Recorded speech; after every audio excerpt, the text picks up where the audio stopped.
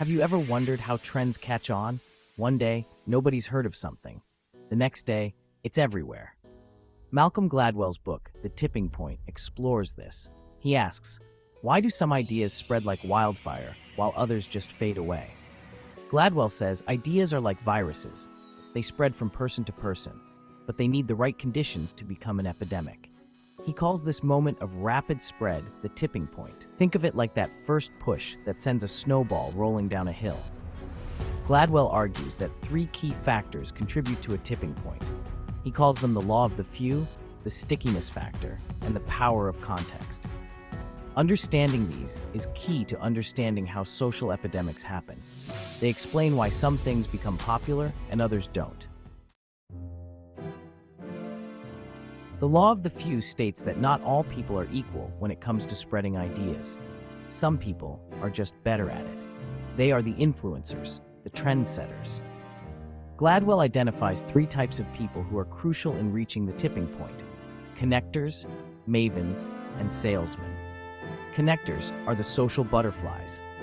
They know everyone. They connect different social groups. They are the bridge between your best friend and that guy you met at the coffee shop. Mavens are information specialists. They love to gather and share knowledge. They are the ones who tell you about that cool new restaurant before anyone else. Finally, salesmen are masters of persuasion. They are incredibly charismatic and can convince almost anyone to try something new. They are the friend who can always get you to say yes to another slice of pizza. These three groups, though small in number, have a huge impact on what becomes popular.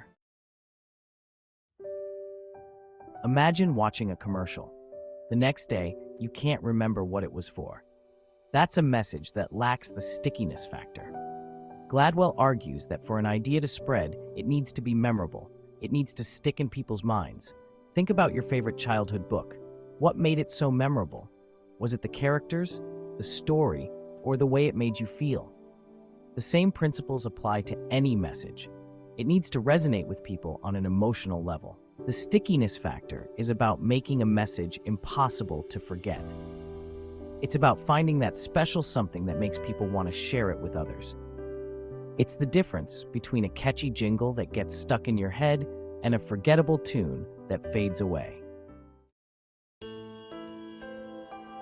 Section 4. The power of context. The right place, the right time.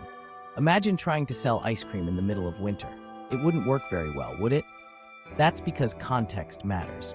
Gladwell's power of context states that the environment in which an idea is presented greatly influences its success.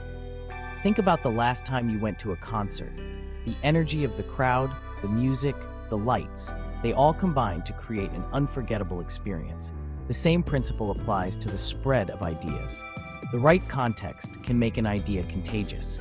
It's about finding the right time, the right place, and the right people to create the perfect conditions for a tipping point. It's about understanding that timing is everything. Section 5. Examples of tipping points in action. Gladwell doesn't just talk about these concepts. He gives real-world examples. He discusses the sudden popularity of Hush Puppies shoes. He talks about how Sesame Street became a cultural phenomenon. He even examines the drop in New York City's crime rate in the 1990s.